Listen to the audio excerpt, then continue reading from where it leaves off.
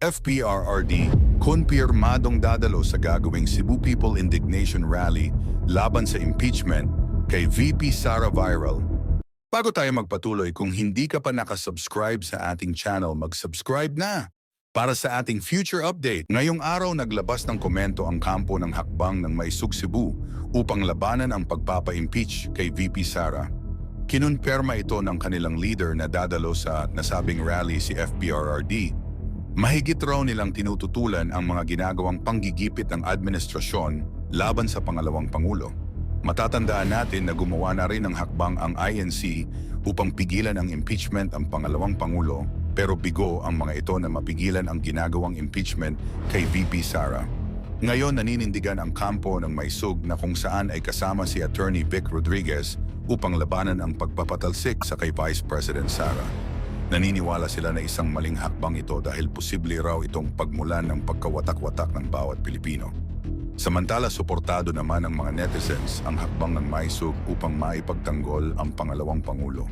Sabi pa ng isang netizens, "Solid supporter excited to join the indignation tomorrow. Tatay Digong the best president ever." Diyan nga sa Cebu ang may pinakamaraming votes returned na nagpanalo kay Duterte. At pati na sa unit team, nasama na lang si PBBM sa boto ng mga Duterte. Team Suka vote straight. Solid Duterte po kami. Well, basically, this is something na expected na natin.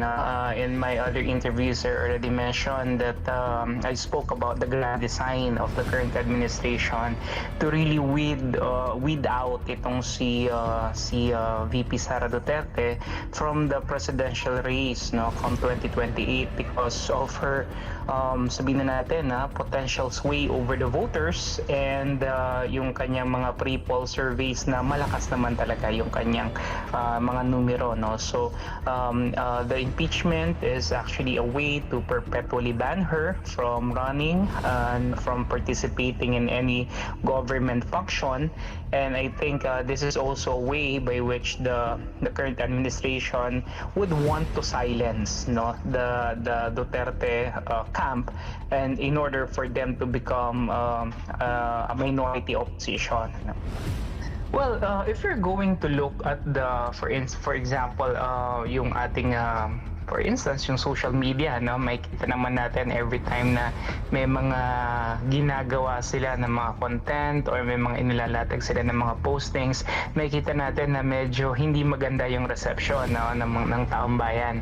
And then siguro that's the simplest way of us being able to see the pulse of the masses, no. Of course, the surveys will tell us otherwise, no. But then again, sa akin mas mahalaga na tignan din natin kung ano ba talaga yung sentimiento on the ground, no.